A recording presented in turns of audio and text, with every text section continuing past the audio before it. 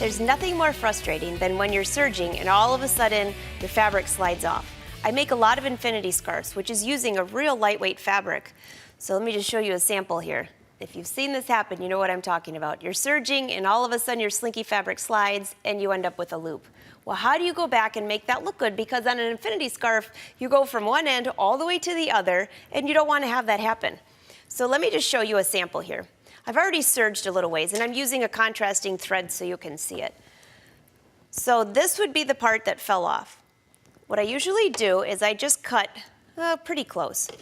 And if you cut that, let me put my hand under here so maybe you can see it. If you pull back, you'll notice that the threads start to unwind. So we're going to cover this part up anyways, but I'm just going to pull it back. See how it just tightens on itself? And I'm just going to trim that.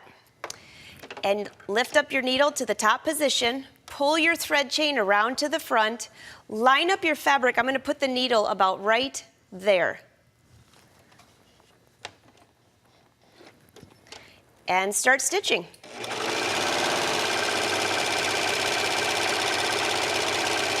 And let's just see what that looks like. You can see where that little gap is right here. It covered the stitches perfectly. I will trim this off. When I pull the threads out, I can make a little bit of a knot and put a little fray check there. And then how about when you want to finish your stitch? Well, what you can do, notice how I'm cutting the fabric at this moment. I'm being very careful to use my hand to keep that fabric underneath here.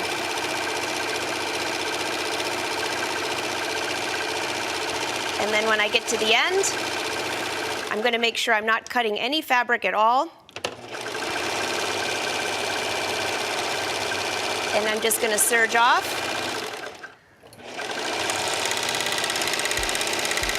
And the same thing. I'll trim this closely, pull back the few threads, and I can either thread that through there where I hide it, trim it, and use fray check, either one.